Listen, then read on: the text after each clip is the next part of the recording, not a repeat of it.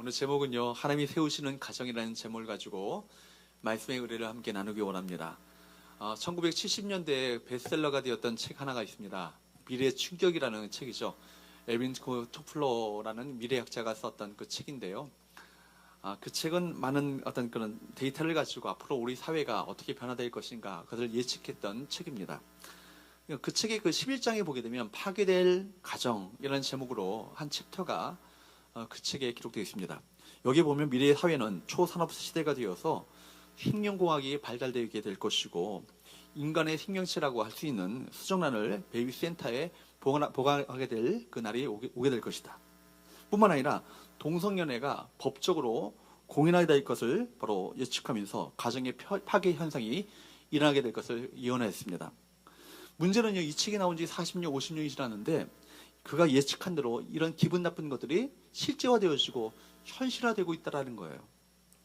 인간 수정만이 아니라 인간 복제도 가능하다고 과학자들은 그렇게 이야기하고 있습니다. 가정의 파괴 현상도 현실화되었죠. 심지어 미국에서는, 미국뿐만 아니라 많은 유럽 사회에서도 동성애를 법적으로 인정하고 이것을 어떤 인권이라는 어떤 미명하에 어떤 그런 법제화시키는 어떤 일들이 지금 벌어지고 있잖아요. 우리나라 국회의원회에서도 그런 일들을 시도하는 많은 국회의원들이 있습니다. 정당을 불문하고 그런 국회의원들은 찍어주시기 마시기 바랍니다. 제가 뭐 어느 정당을 지지하는 게 아니에요. 저 무당이라고 그랬어요. 무당. 작두 타는 무당 말고.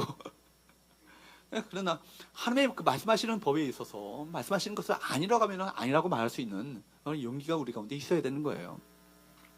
미국 사회가 가지고 있는 가장 큰 문제가요, 이런 가정 문제거든요. 미국에서 실제로 그들의 통계에 의하면 정상적인 가정을 이루고 있는 가정들이 30%밖에 안 된다. 이런 얘기를 합니다. 미혼으로 혼자 살아가는 가정뿐만 아니라 동성애 가정들이 점차 많이 늘고 있다는 거예요. 우리나라도 이 가정의 위기 상황에서 예외가 될 수 없죠. 여러분, 가정이 붕괴되는 가장 대표적인 현상 자체는 또 뭐냐면 이혼입니다. 과거에는 상상할 수 없는 이혼율이요, 지금 현실화되고 있습니다. 몇 년 전에 그 어떤 조사 통계에 의하면 어떤 지역에는요, 이혼율이 98%인 지역도 있어요. 우리나라 얘기예요. 어느 지역에 98%가 되는 이혼율을 가지고 있는 지역도 있습니다. 그 정도로 이혼율이 높다는 것은요, 그만큼 가정이 온전하지 못하다는 거예요. 이혼이라는 건 두 사람이 같이 살다가 싫어지면 헤어지는 것이 이혼이 아니에요. 여러분, 결혼이 뭡니까? 남자와 여자가 만나서 한 몸을 이루는 것. 그죠? 이게 결혼 아니에요? 근데 이혼이라는 건 뭡니까? 몸이 찢어지는 거예요. 여러분, 그러니까 여러분, 두 사람은 평생 깊은 상처를 안고 살아야 합니다. 자녀들에게 있어서 단순히 부모가 헤어지는 것은 그냥 아빠 엄마가 헤어지는 것이 아니라 삶의 근거를 잃어버리는 것과 마찬가지인 거예요. 그렇다면 여러분, 이 깨어져가는 가정을 어떻게 살릴 수 있을 것인가? 불교는요, 가정에 대해서 말할 자격이 없어요. 석가가 가출했기 때문입니다. 여러분, 유교는 어떻습니까? 유교조차도 여러분 가정에 대해서 말할 자격이 없죠. 부부 사랑을 말하는 것이 아니라 부부 유별을 얘기합니다. 그렇죠? 바로 여자들의 인격을 무시하죠. 그러므로 가정의 문제를 말하려면 결국 궁극적으로 어디로 돌아와야 합니까? 성경으로 돌아와야 되는 거예요. 하나님의 말씀으로 돌아와야 되는 거예요. 왜냐하면 가정의 창조주는 전능하신 하나님이시기 때문입니다. 여러분, 하나님께서 남자와 여자를 만드시고 가정을 이루어 살도록 만드셨습니다. 창세기 2장에 보게 되면 아담과 하와가 이루었던 최초의 가정 이야기가 나오고 있죠. 아담과 하와는 가정의 울타리 안에서 하나님의 축복과 은혜와 사랑을 풍성하게 누리고 살았습니다. 근데 여러분, 아담과 하와 가정 가운데 문제가 생겼어요. 무엇이 그들의 그 행복을 빼앗아갔습니까? 성경은 그들의 가정을 무너뜨리는 그 원인을 죄라고 얘기합니다. 죄. 뱀의 유혹을 받았던 아담과 하와가 하나님이 먹지 말라고 했던 선악을 알게 하는 나무의 열매를 먹으로 말미암아 결국 죄를 범하게 됩니다. 중요한 것은요, 죄가 그 가정 안에 들어오면서 여러분, 제일 먼저 생긴 문제가 뭐예요? 가정 문제예요. 가정과 남편과 아내 사이의 그 사랑과 신뢰 관계가 깨어져 버리고 만 것이죠. 여러분, 아담이 처음 하와를 만났을 때 어떤 이야기를 여러분 기억하십니까? 하와를 처음 만났을 때 뭐라고 얘기했습니까? 여러분, 창세기 2장 23절 말씀을 여러분 아시죠? 내 뼈 중에 뼈요, 내 살 중에 살이라고요. 이 얘기는 뭐냐면 내 뼈 중에 뼈라는 얘기는 뼈가 얼마나 소중합니까? 뼈 중에서도 가장 소중한 뼈라는 얘기, 내 살 중에서도 가장 소중한 살이라는 얘기. 그러니까 정말 소중한 존재를 내가 만나게 되었다, 이 얘기 아니겠어요? 근데 여러분, 죄를 범하고 난 후에 하나님의 그 충고 앞에 섰던 그 아담이 뭐라고 변명한지 아십니까? 이렇게 말합니다. 창세기 3장 12절 말씀을 보도록 할까요? 창세기 3장 12절 말씀을 읽어보도록 합니다. 시작.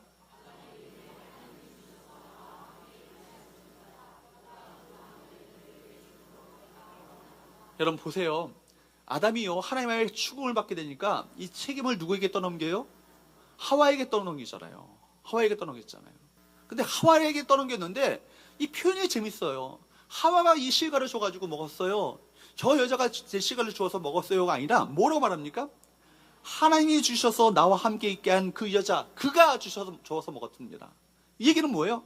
하나님이 이 하와를 내게 주지 않았으면 내가 죄를 범할 리가 없어요. 이 여자 때문에 내가, 하나님이 이 여자를 주는 바람에 내가 죄를 범한 것 아닙니까? 이렇게 얘기하는 겁니다. 그러니까 궁극적으로 그 책임을 누구에게 떠넘기는 거예요? 하나님께 떠넘기는 거예요. 여러분 보십시오.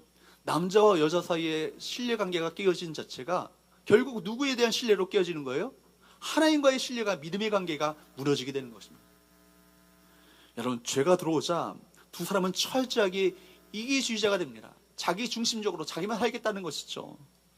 서로에게 책임을 전가하고 서로를 탓하는 철저한 어떤 그런 처참한 부부관계로 전락해버리고 말았습니다.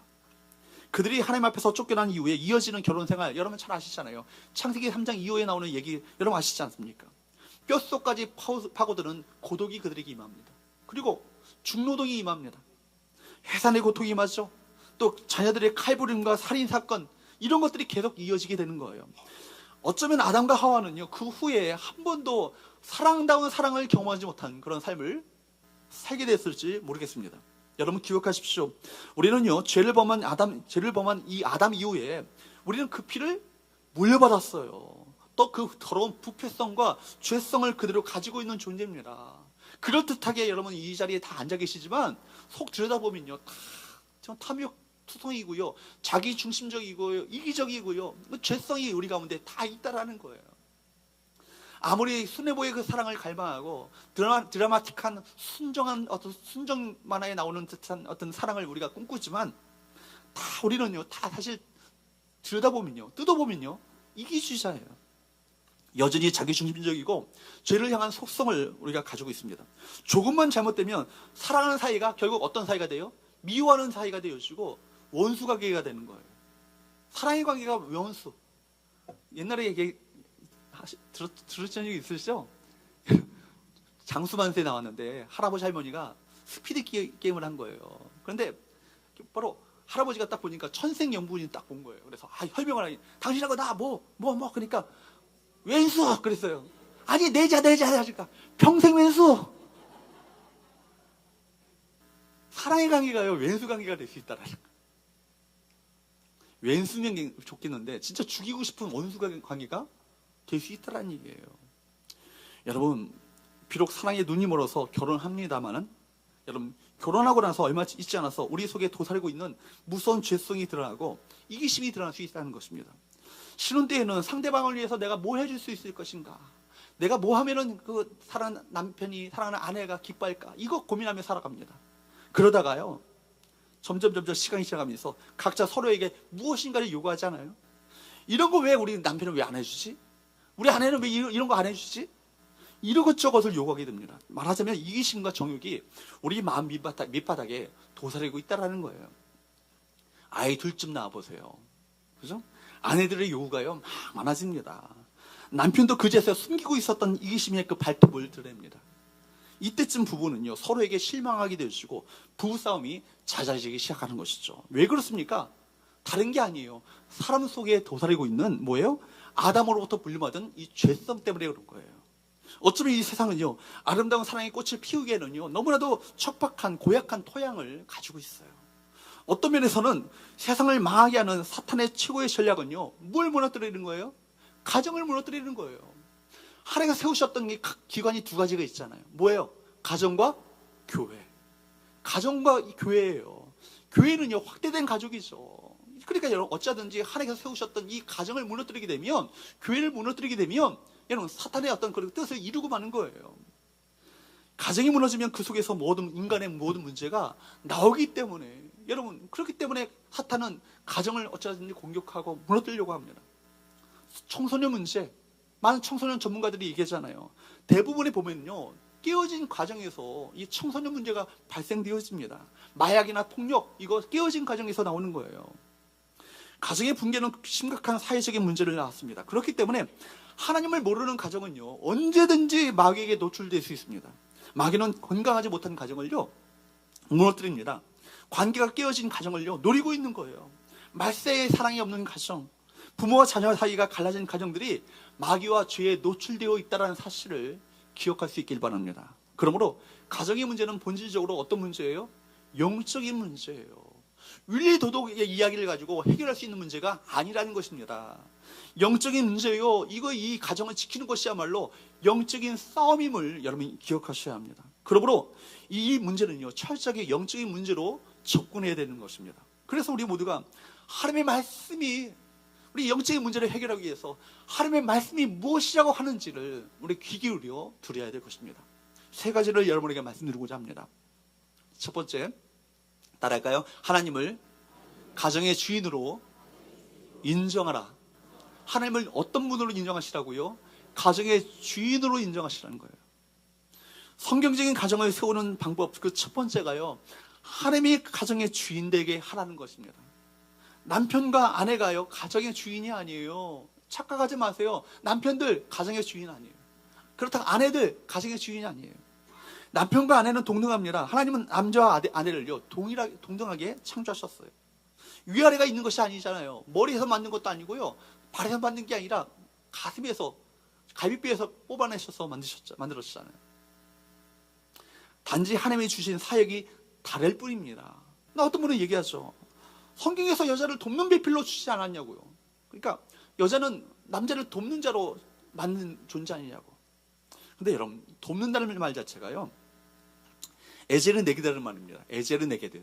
에제르 네게다라는 것은, 에제르라는 것은 돕는 그 자, 바로 네게드, 이런 얘기입니다. 그러니까 돕는 자라는 얘기예요. 근데 에제르라는 에제르라는 말 자체가, 히브리 말 자체가 관주 성경을 보게 되면 이게 동일한 말이 어디에 사용되고 있냐면, 하나님이 우리를 도우신다, 하나님이 우리의 도움이시니, 하나님 우리의 돕는 자들 중에 함께 계시니, 이일 때 바로 이 돕는다는 말을 사용하고 있다는 거예요. 이 얘기는 뭐예요? 약한 자가 강한 자를 돕는다는 얘기예요? 강한 자가 약한 자를 돕는다는 얘기예요? 다시 한번 묻겠습니다. 하나님이 우리를 도우신다라고 말한다면 강한 자가 약한 자를 돕는 거예요? 약한 자가 강한 자를 돕는 거예요? 부부싸움에서 남자들 이길 생각하지 마십시오. 여자들의 말발을 당해낼 수 없습니다. 여러분, 그렇다면 여자가 위인가요? 성경을 말하기를 그를 위하여 돕는 배필을 지으리라 말씀하셨어요. 그를 위하여. 로라는 히브리어 로라는 말이 사용되고 있는데, 소힘. 그러니까 바로 남편을 위해서 아내를 만드셨다는 얘기예요. 그러니까 누가 위라고 말할 수는 없는 거예요. 그렇기 때문에 여자들도 교만할 필요 없어요. 그렇습니다. 가정의 주인은요, 남편도 아내도 아니에요. 어떤 가정은요, 자녀들이 주인된 가정이 있어요. 뭐든지 자녀 중심입니다. 자녀가 원하면요, 절절절 매면서 자녀가 해주는 거 다, 원하는 거 다 해줍니다. 마치 자녀들이 집에서 왕처럼 제멋대로 살아갑니다. 고3만 되어보세요. 고3 부모들 절절절절 우리 고3 자녀들 앞에서 맵니다. 행여나 스트레스 받을까? 저희 가정에도 고3이지만 저는 안 그렇습니다. 워낙 대학과 자유롭게 살아가는 자유로운 영혼이기 때문에. 여러분, 보세요. 그런데 여러분, 자녀가 주인입니까? 자녀가 제멋대로 하는 대로 내버려 두면요, 여러분, 오냐오냐한 그 자녀들, 여러분 보십시오. 결국에는 자녀가 커서요, 부모 버리고 망나니 짓을 합니다. 어떤 집은 돈이 주인입니다. 돈만 벌어오면요, 자녀들이 밤에 술에 취해서 흥청망청 취해서 들어와도 그냥 내버려 둡니다. 회사에서 회식했다고 하면 아무 말도 하지 않고 그냥 버려두는 거예요. 주일날 회사 일 때문에 예배 빠지고 나가겠다고 하면요, 예배 빠져도 상관없이 그냥 보냅니다. 도대체 누가 주인입니까? 가치기준이 최고의 권위가 과연 누구입니까? 또 어떤 가정은요, 미신, 제사, 우상숭배가 주인된 가정이 있어요. 사주팔자, 부적, 또 무슨 날을 어떤 지키는 거. 저희가 전에 교회 집사님 한 분이요. 어떤 그 이사를 가려고 그랬는데 어떤 날을 피해가지고 이사를 간대. 그날을, 왜 그 날을 피하냐고 하니까. 그날이 손 있는 날. 그 손 없는 날을 택해가지고 이삿짐 센터에서 손 없는 날을 알려줘가지고 그날 정해가지고 간다는 거예요. 또 돈도 2배나 비싸대. 손 없는 날은. 집사님, 제가 그랬어요. 집사님, 정신 차리시라고. 뭐예요? 지금 다 귀신의 장난에 놀아나는 걸 아니겠어요? 누가 주인입니까? 제사가 주인입니까? 어떤 미신이 주인입니까? 가정의 모든 것을 주인처럼 여러분 그런 모든 것이 좌우하는 그런 삶을 살아가는 사람들이 많이 있다는 거예요. 그런데 보십시오. 이런 가정치고요. 문제없는 가정 하나도 없습니다. 결국 망하게 되고 마는 거예요. 가정의 주인은 누구십니까? 하나님이십니다. 하나님이 바로 창조하셨기 때문입니다. 가정의 최고의 권위는 하나님께 마땅히 돌려드려야 합니다. 여러분, 하나님을 믿는 믿음 외에, 하나님을 경외하는 믿음 위에 가정을 세워나가셔야 되는 거예요. 그렇기 때문에 우리는 성경의 말씀에 귀를 기울이셔야 합니다. 1절과 2절 말씀을 보도록 할까요? 1절과 2절 말씀을 보도록 합니다. 시작!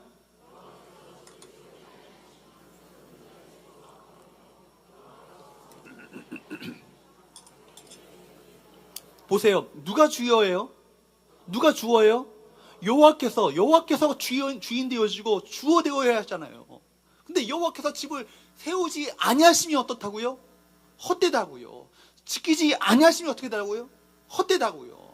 우리가 주인 되어서 열심히 일하고 눕게 누우며 수고를 떡을 먹는다 할지라도 이 모든 것이 다 헛되다라고. 여러분, 뭐예요? 결국 뭡니까? 헛되다. 여호와께서 주인 되지 않으면 모든 것이 다 헛되다는 것을 말하고 있잖아요. 여호와께서 집을 지으지 아니하시면, 세우지 아니하시면, 집이라는 자체가 히브리어로 바이트라는 말인데, 바이트라는 것은 실제 우리가 살고 있는 집뿐만 아니라 우리 인생의 모든 기초를 말하고 있는 거예요. 우리 인생의 모든 기초가 여호와께서 세우지 아니하시고 지켜나가지 아니하시면, 우리가 아무리 이것을 세우려고 노력하고 이것을 지키려고 노력한다 할지라도 한순간에 훅 하면 주께서 불어버리시면 날아가 버리고 마는 거예요. 여러분, 기억하세요.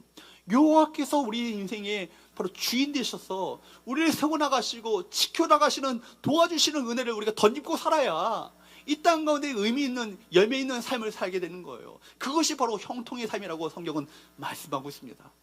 여호와께서 주인 되셔서 우리 가정을 그분께서 이끌어 가시도록, 그분의 주권 아래 순복하는 가정 될 수 있기를 주님으로 축복합니다. 그렇기 때문에 2절 말씀에 보면은, 보세요. 하반절 말씀에 보면, 그러므로 여호와께서 그의 사랑하는 자에게 뭐라고요? 잠을 주신다고요.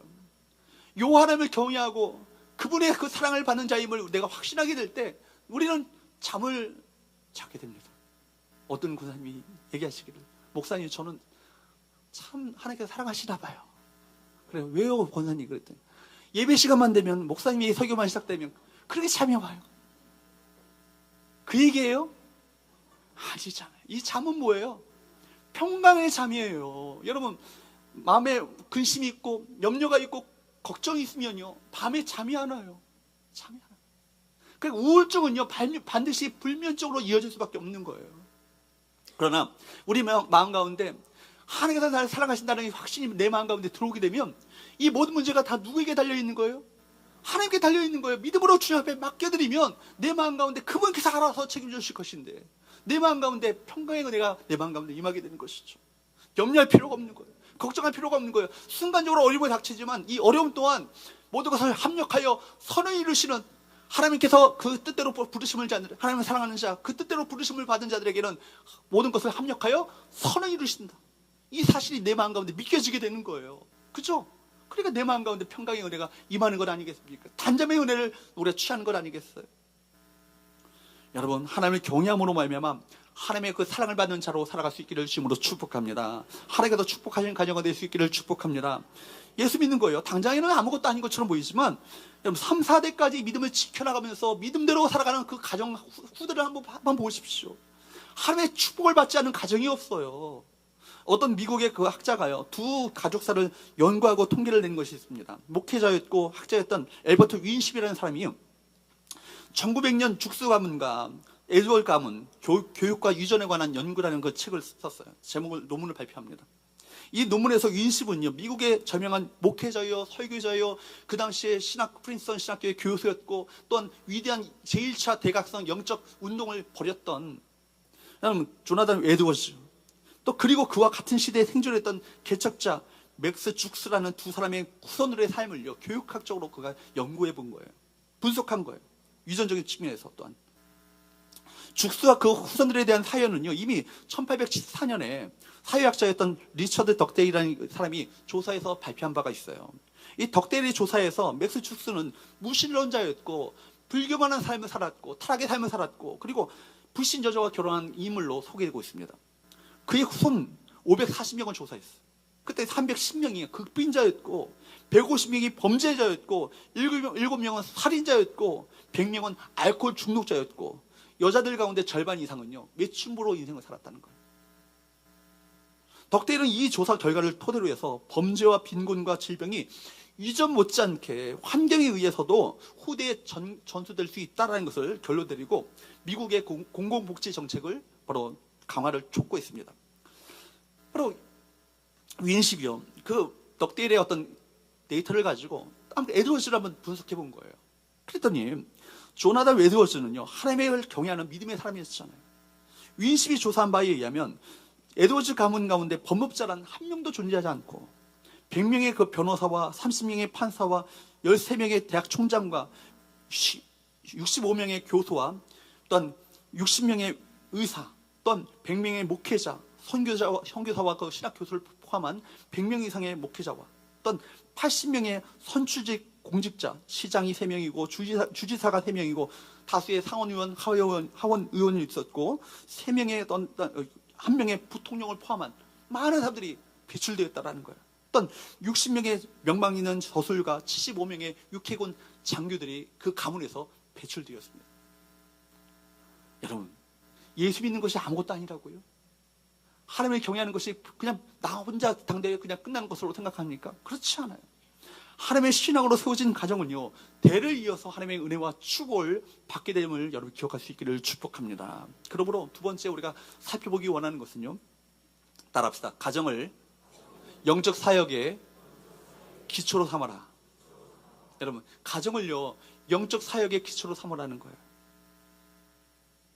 여러분, 가정의 기초가요, 하나님을 경외하는 신앙이 된다는 것은요, 우리 가정의 모든 부분들이 영적인 삶의 기초가 된다는 것을 의미하기도 합니다. 부부의 관계는요, 단순히 육체적인 관계가 아니에요. 하나님은 남편과 아내를 통해서 그리스도와 교회의 비밀을 가르쳐 주기를 원하셨어요. 에베소서 5장 21절과 25절 말씀을 보도록 할까요? 에베소서 5장 21절과 25절에서 25절까지 말씀을 보게 되면 21절 한번 보세요. 한번 읽어보도록 합니다. 시작. 여러분, 아내와 남편의 이야기를 먼저 이야기하기 전에 바로 이런 얘기를 하는 거예요. 무엇이 아내 사랑과 남편 순종의 어떤 근거가 되어야 한다? 그리스도를 경외함으로. 그리스도를 경외함으로. 그죠? 그리스도를 경외하기 때문에 남편들이 아내를 사랑하고 아내들이 남편에게 순종하는 삶을 살 것을 말씀하고 있습니다. 22절 한번 보세요. 시작. 여러분, 아내들이여 남편에게 복종하기를 누구께 하는 것처럼 하라고요? 주님께 하는 것처럼 하라고요. 교회가 주님께 하는 것처럼 하라고요. 그리스도께서 이는 남편이 아내의 머리됨이 그리스도께서 교회의 머리됨과 같으니 이는 그가 바로 몸의 구주이십니다. 24절. 그러므로 교회가 그리스도에게 하듯 아내들도 범사에 자기 남편에게 복종할지니라. 이 말씀하셨어요. 남편들은 이 말씀을 가지고 아주 이용을 잘하죠. 남편에게 순종하라고 했는데 그 얘기를 합니다. 그러나 더 심각한 것이요, 25절 말씀이에요. 25절을 좀 기억하셔야 돼요. 한번 읽어보도록 합니다. 시작.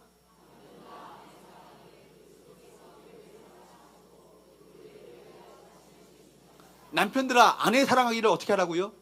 그리스도께서 교회를 사랑하시고 그 교회를 위해서 자신을 주심과 같이 하라고. 심각해집니다. 여러분, 주님이요 교회를 위해서 뭐 하셨어요? 뭐 하셨어요? 자기가 죽고요, 자기 생명을 교회를 위해서 내어주셨어요. 자기가 죽음으로 말미암아 교회를 살리셨다고요. 이게 바로 아내 사랑하기를 바로 주님께서 하신, 교회가 교회를 사랑하신 것처럼 하시는 사랑을 말하는 거예요. 그러니까 여러분, 남편들이요, 아내를 위해서 목숨을 내어주셔야 돼요. 아멘이 안 나옵니다. 이게요, 그리스도와 교회의 관계를 이용해서 비밀을 말씀하시면서 아내와 남편의 관계를 이야기하시는 거예요. 또 아들과 아버지의 관계를 통해서 뭘 말씀하십니까? 아버지를 믿고 의지하는 아들의 믿음, 기도의 응답, 아버지의 보호들을 가르쳐주고 계시잖아요. 보이는 부모님을 섬김을 통해서 보이지 않는 하나님을 섬기는 것을 배워 나갑니다. 우리 부모님의 보호와 사랑을 통해서 아버지 하나님의 사랑과 은혜와 보호하심이 어떤 것인가를 간접적으로 경험하게 되는 거예요. 형제들과의 관계를 통해서 성령의 일치됨, 하나됨을 서로 용서하고 용납하며 품어주는 이 사랑의 관계를 우리 배워나가는 건 아니겠습니까? 그리고 정상적인 가정에서 가장 좋은 믿음을 배울 수 있는 거예요. 가정이 건강할 때 여러분, 교회가 건강합니다. 따라합시다. 가정이 건강할 때 교회가 건강하다. 왜냐하면 교회는요, 확대된 가족이기 때문입니다. 가정이 행복해야 되는 거예요. 가정에서 우리 성도들이 상처받지 않고 살아가셔야 되는 거예요. 그래야 그 상처가 서로 간의 어떤 교회 안에서 서로 간의 상처로 이어지지 않게 되는 거예요. 가족들과의 관계에서 우리는 성경의 놀라운 진리를 배울 수 있습니다. 혹시 여러분, 남편이 아내를 귀하게 여기지 않는 남편이 계십니까? 당연히 사랑해야 되는데 아내를 사랑하지 않고 아내를 귀하게 여기지 않는 남편이 있다면요, 기도 응답 받을 생각 하지 마세요. 제 얘기가 아니에요. 베드로전서 3장 7절 말씀에 보면 이런 말씀이 있습니다. 한번 읽어보도록 할까요? 시작.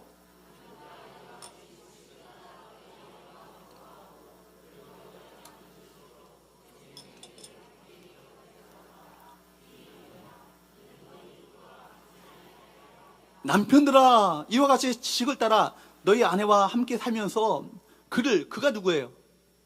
아내를 어떻게 하라고요? 더 연약한 그릇이요, 나보다 더 깨어지기 쉬운 연약한 그릇이요, 또 생명의 은혜를 함께 이어받은 자로 알아. 그를 어떻게 여기라고요? 귀하게 여기라고. 귀하게 여기라고. 이는 왜냐하면 뭐라고요? 너희 기도가 막히지 아니하게 하려 함이라.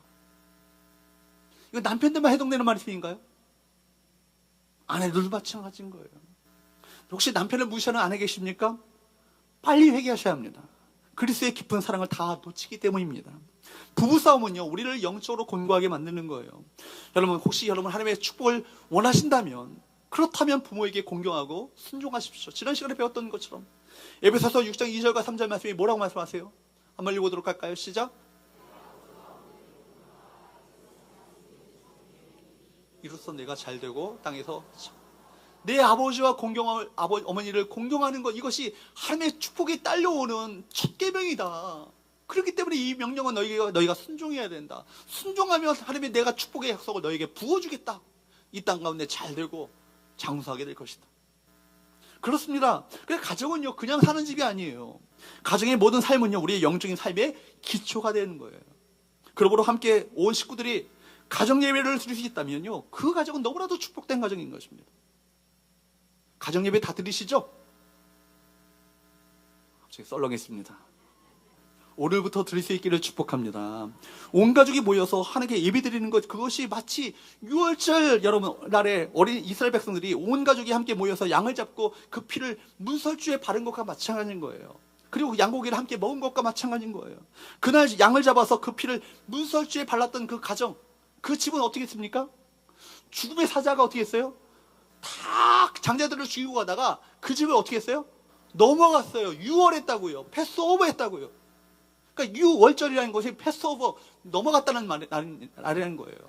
재앙이 임하지 않습니다. 하나님의 저주가 임하지 않는 거예요. 이것이 가정 예배의 원리거든요. 여러분, 가정에서 예배 드리는 것이 얼마나 소중한 것인지. 목장 그냥 교회에서 띡 들리고 마지 마시고 목장 모임을요, 가정에서 한번 들어보십시오. 이 가정에 그 교회가 함께 가는 것 아니겠어요? 목장 식구들이 함께 가서 그 가정을 축복하며 그 장소 가운데 하나님의 임재를 구하는 것, 이것이 얼마나 복된 것인지를 아셔야 되는 것입니다. 여러분, 가정에 예수 그리스도의 이름이 선포될 수 있기를 바랍니다. 그 가정 가운데 예수 그리스도의 피가 선포될 수 있기를 바랍니다. 하나님의 축복의 가정이 될 수 있는 거예요. 그렇습니다.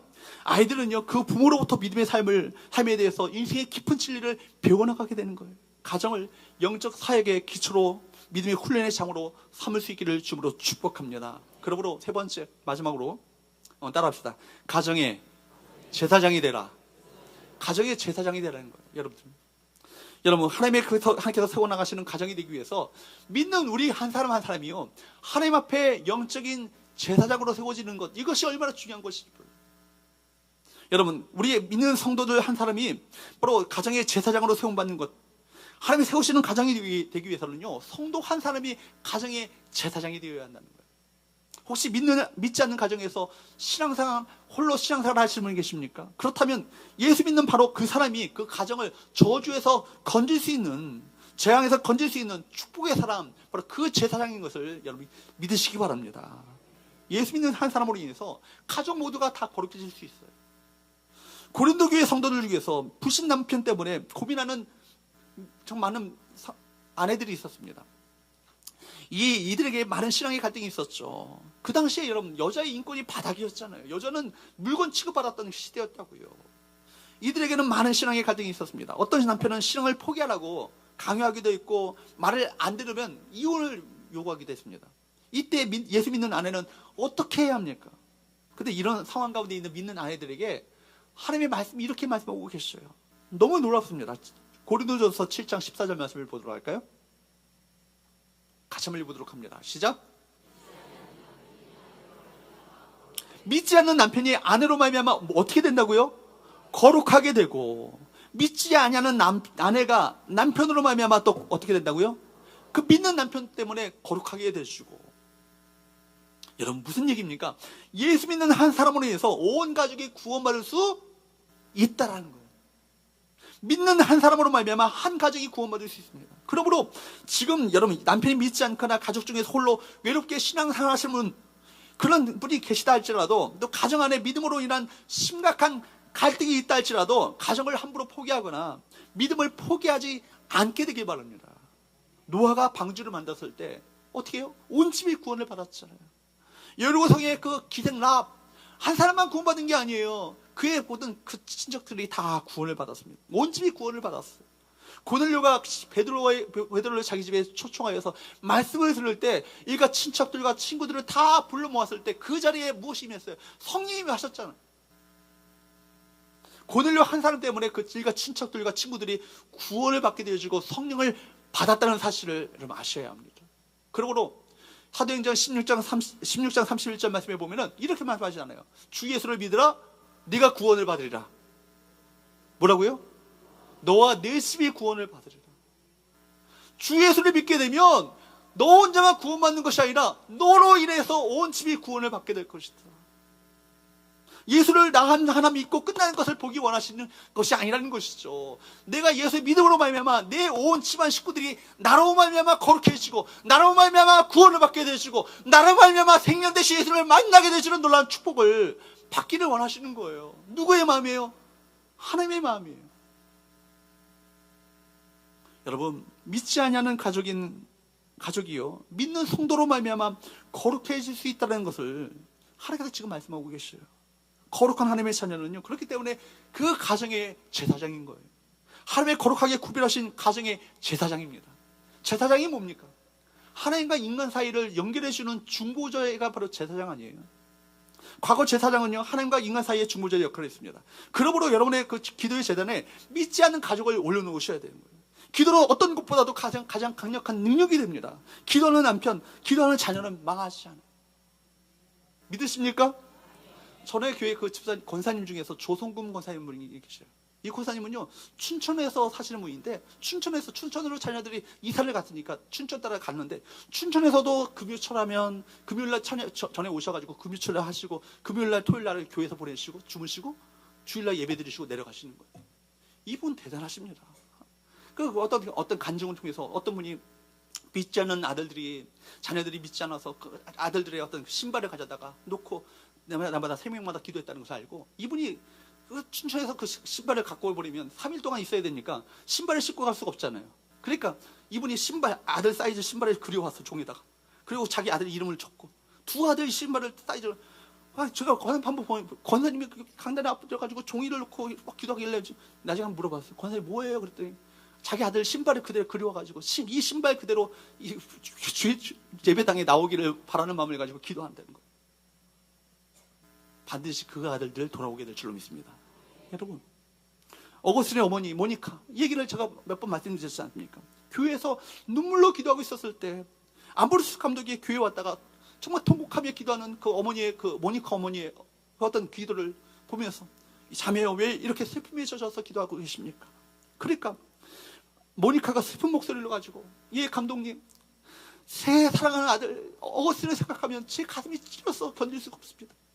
세상을 향해서 이렇게 타락하고 방황하고 방탕한 삶을 살고 있는 이 아들 어떻게 하면 좋겠습니까? 이 아들 눈물로 위해서 기도할 수밖에 없습니다. 이때 아모르스 감독이 이런 얘기를 했다는 거예요. 자매여 슬퍼하지 마세요. 눈물의 자녀의 기도가 있는 자녀들은, 부모의 눈물 어린 기도가 있는 자녀들은 결단코 그 자녀는 망하지 않습니다. 여러분 보세요. 가장 타락의 밑바닥으로 살고 있었던 어거스틴이요, 주님께 결국은 회개하고 돌아오잖아요. 그 당시에 가장 위대한 인물로, 아니 기독교 역사상 가장 위대한 인물 가운데 한 사람으로 귀하게 놀랍게 그 어거스틴이 사용되지 않습니까? 사랑하는 여러분, 예수 믿는 아내나 남편 한 사람 때문에 그 가족 모두가 거룩해질 수 있다는 것은 얼마나 놀라운 일이에요. 그러므로 제사장이 제물을 가지고 하나님의 제단 앞에 나아갔던 것처럼 여러분의 기도의 제단 앞에 사랑하는 가족들을 올려놓을 수 있기를 축복합니다. 왜 가정 복음화가 늦어진다고 생각하십니까? 먼저 믿는 우리가요, 축복의 통로가 되지 않는 거예요. 가정의 복음화가 되지 않는 것은 우리 남편이 악질이기 때문에 악질이기 때문에 안 믿는 게 아니라는 얘기예요. 대부분의 성도들이요, 가정 안에서 축복의 통로의 역할을 하지 못해요. 믿지 않는 남편보다 세상의 모든 짐을 다 근심을 지고 사는 것처럼 보여요. 염려 근심은 다 내가 다 혼자 지고 사는 것처럼 보인다고요. 짜증내고 불평하고 늘 걱정하고 뭐 근심하고. 믿지 않는 남편이 아내를 볼 때 천국에 어떻게 보겠어요? 그 삶을 통해서 구원의 축복과 기쁨을 누리지 못하고 살고 있습니다. 만약 그렇다면 그 가정의 복음화는요, 이미 늦은 거예요. 아직 멀은 거예요. 정말 여러분, 사랑하는 여러분, 말씀을 맺겠습니다. 정말 우리 가정이 하나님께서 기뻐하시는 놀라운 행복과 은혜를 누리고 살게 되기를 원하십니까? 아멘. 그렇다면요, 여러분 가정 가운데 누구를요, 하나님을 가정의 주인으로 인정하시고 고백하며 그분의 주권 아래 순종하는 가정 될 수 있기를 축복합니다. 여러분뿐만 아니라 또 우리 가정의 삶의 모든 것들이 영적인 삶의 기초가 된다는 것을 기억하시면서 우리 가정 가운데 하나님의 임재가 있는 예배가, 하나님을 놀랍게 찬양하며 노래하는 찬송 소리가, 기도 소리가 가득한 아름다운 가정으로 만드시기를 축복합니다. 여러분 자녀들에게 무엇보다도, 다른 것보다도 하나님의 말씀을 그 10년 가운데 심어주십시오. 하나님의 말씀을 그 10년 가운데 바로 새겨주십시오. 그로 말미암아 그 자녀들이 여러분의 믿음을 아름답게 계승하는 믿음의 귀한 자녀들로 성장해 되기를 축복합니다. 마지막으로, 믿지 않는 가족을 위해서 여러분 몸부림치며 기도하고 계신 분 계십니까? 그렇다면 하나님께서 바로 당신을 그 가정의 제사장으로 삼아주셨다는 사실을 잊지 마시기 바랍니다. 포기하지 않는 한 그 기도는 반드시 응답될 것이고, 여러분으로 말미암아 그 가족들이 거룩하게 될 것이고, 또 구원받게 되시는 놀라운 역사가 일어나게 될 줄로 믿습니다.